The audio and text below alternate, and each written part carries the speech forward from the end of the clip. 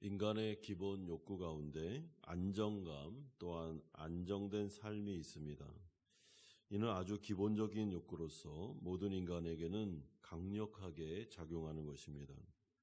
인간은 누구나 불안정한 삶을 원하지 않습니다. 그래서 모험을 두려워하며 그 길을 선택하지 않으려고 합니다. 이것은 사실 하나님을 떠난 인간의 중심에 자리 잡은 두려움에서 기인하게 된 것입니다.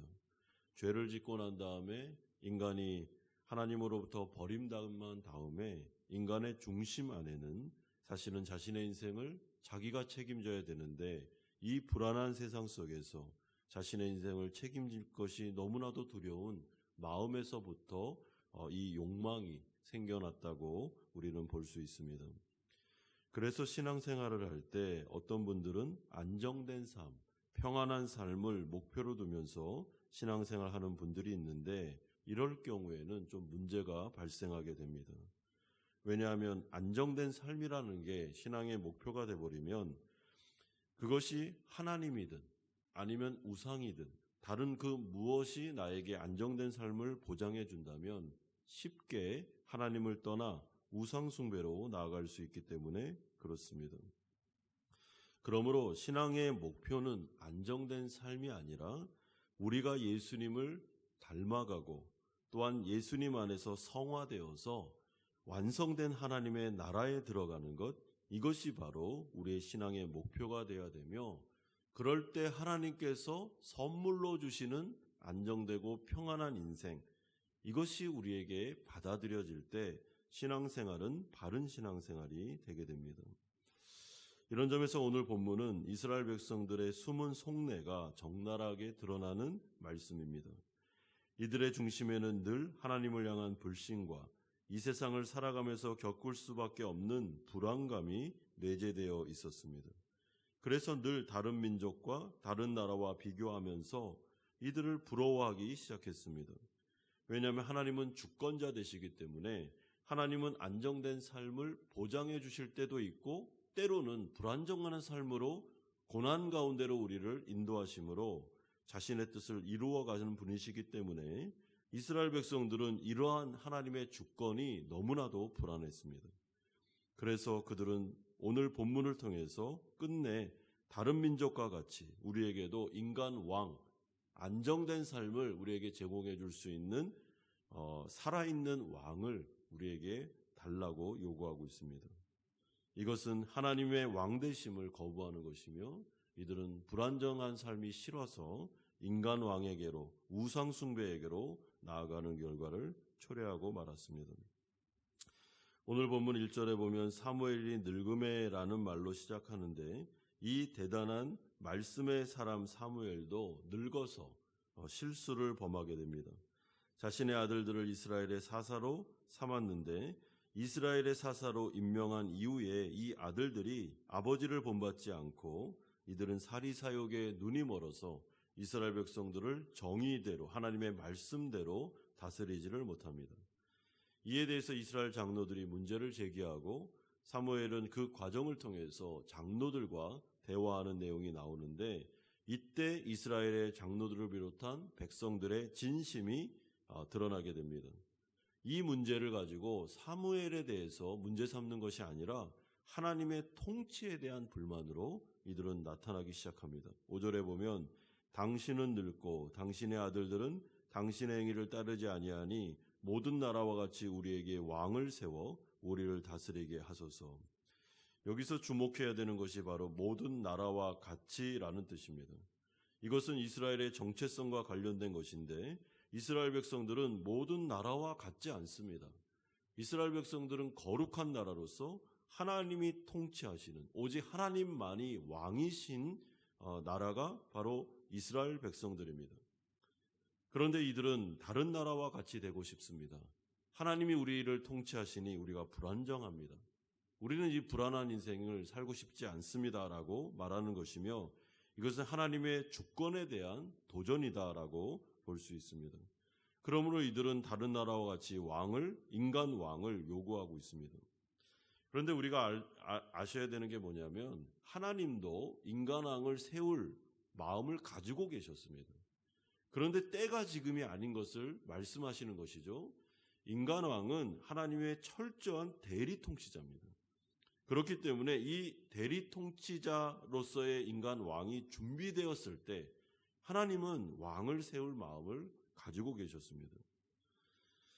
인간 왕은 하나님의 말씀에 철저히 헌신된 다윗과 같은 사람이 필요했습니다. 그러나 이스라엘 백성들은 그것을 참지 못하고 하나님의 통치 방식에 대한 불만을 토로하면서 당신이 우리를 다스리시면 항상 안전하지 않았습니다. 불안한 인생으로 우리를 인도하실 때도 있지 않았습니까? 그래서 우리에게 고난이 오기도 하고 어려움을 겪게 하지도 않았습니까? 하면서 자신의 마음속에 중심에 있는 불만을 토로합니다. 그러므로 이들의 마음속에 있는 것은 자신들이 컨트롤할 수 있는 인간왕, 나에게 내가 원하는 대로 모든 것을 해줄 수 있는 우상숭배와 같은 존재, 이런 존재를 필요로 하고 있었습니다. 이에 하나님은 이스라엘 백성들의 진심을 대번에 간파하십니다. 그래서 사무엘에게 말씀합니다. 7절에 이는 그들이 너를 버림이 아니요 나를 버려 자기들의 왕이 되지 못하게 함이니라. 내가 그들을 애굽에서 인도하여 낸 날부터 오늘까지 그들이 모든 행사로 나를 버리고 다른 신들을 섬김같이 내게도 그리하는도다. 이들의 문제는 지금 나온 게 아니고 출애굽한 이후부터 계속 줄곧 지금까지 그들의 중심 속에 있어선 우상숭배, 그들의 인생의 목표, 신앙의 목표 자체가 잘못되었기 때문에 지금 토로하고 있는 문제다라고 말씀하고 있습니다. 그러므로 우리가 신앙생활을 하실 때 목표를 잘 점검하셔야 됩니다. 여러분, 신앙생활의 목표는 안정된 삶이 아닙니다. 이 세상을 살아갈 때 늘 안정된 삶만 추구한다는 것은 사실은 목표가 잘못된 것입니다. 때로는 하나님께서 안정된 삶을 주실 때도 있습니다. 그러나 그것은 하나님께서 주시는 주권하에서 주시는 선물입니다. 신앙생활의 목표는 성화, 이 세상을 살아가면서 예수님을 닮아가는 것, 그렇기 때문에 고난도 유익한 것으로 우리에게 허락하실 때가 있는 것을 받아들이고 하나님의 주권을 철저히 인정하면서 그분이 인도하시는 대로 따라가는 것이 중요합니다. 여러분, 이런 점에서 우리 마음속에 있는 두려움을 잘 들여다보셔야 됩니다. 내가 뭐에 두려워하고 있는가? 나는 왜 이렇게 이 문제를 가지고 두려움에 휩싸이고 있는가? 그게 의식주의 문제이든 미래와 진로의 문제이든 자녀에 대한 문제이든 세상에서 성공하지 못하는 문제이든 하든 간에 그 두려움의 문제는 사실은 우리에게 있어서 때로는 우상숭배로 나아갈 수 있는 문제임을 생각하시고 그 두려워하고 있는 문제를 하나님께 맡기고 하나님의 통치를 인정하면서 주님의 뜻대로 이루어지기를 원합니다라고 나아가야지만 바른 신앙으로 나아갈 수 있습니다. 하나님은 이러한 이스라엘 백성들의 요구에 대해서 불편한 심기를 가지면서도 인간왕을 허용하십니다. 그러면서 경고하십니다. 17절에 너희는 그의 종이 될 거다라고 경고하고 있습니다. 인간왕이 세워지면 인간왕이 너희에게 안정된 삶을 보장해 주는 게 아니고 인간왕은 너희들의 자유를 빼앗고 인간왕은 너희들에게 있는 그 소유를 빼앗고 하는 일들이 벌어지게 될 거다. 선한 왕이 세워지지 않을 거다라고 경고하고 있습니다. 그러면서 이 말을 통해서 그래도 하나님이 아니라 인간왕을 원하느냐라고 질문합니다. 왜냐하면 그 이유 가운데 10절에서 17절에 길게 인간왕은 너희들에게서 많은 것들을 취할 거라고 말하기 때문에 그렇습니다. 이들의 이들의 딸들, 포도원과 감람원, 곡식과 포도원의 소산, 노비와 가장 아름다운 소년과 나귀들, 또한 이들의 10분의 1, 이 모든 것들을 취하게 될 것이므로 인간왕이 세워지면 사실은 안정된 삶은 더 어려워지게 될 거다라고 경고합니다.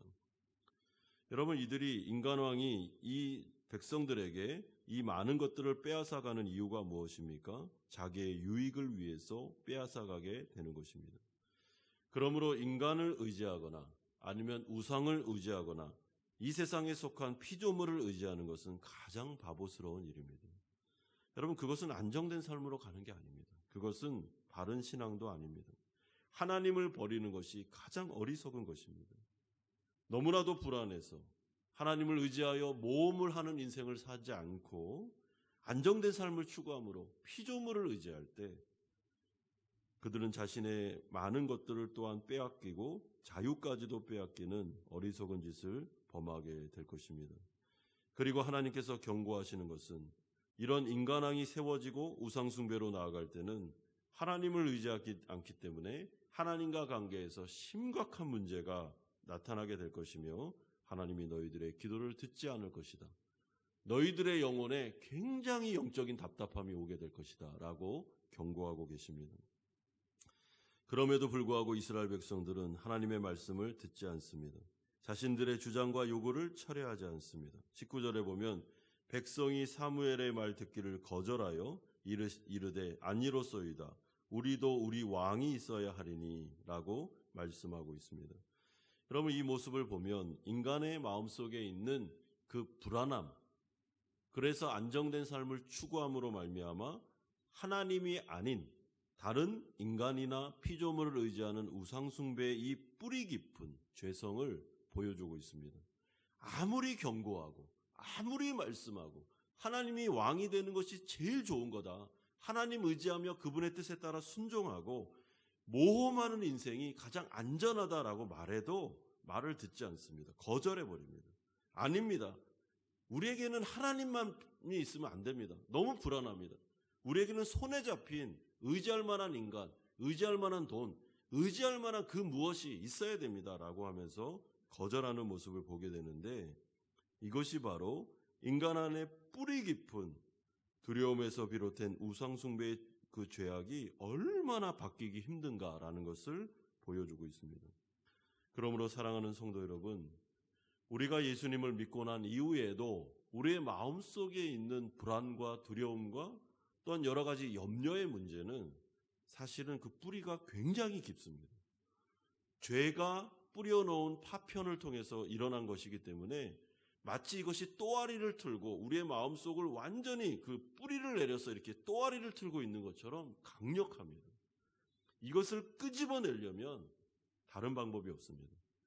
하나님의 말씀을 계속 묵상하면서 기도하면서 이 두려움과 불안과 또한 이 세상에서 내 마음속에 하나님 외에 다른 것을 의지하려고 하는 이 강력한 이 문제에 대해서, 염려하는 문제에 대해서 하나님 앞에서 몸부림치면서 기도하면서 이 문제를 성령을 의지하여 뿌리를 뽑아내야지만 우리가 하나님만을 의지하면서 모험하는 인생, 주님이 이끌어 가시는 인생을 살아갈 수 있게 됩니다.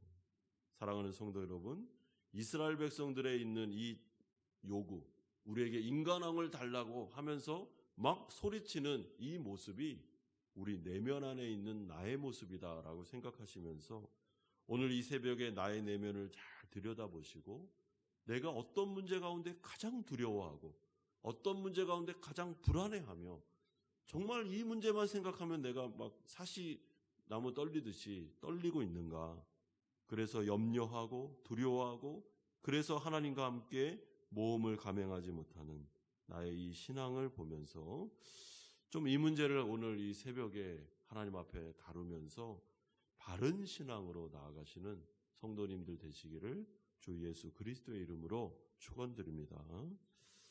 우리 같이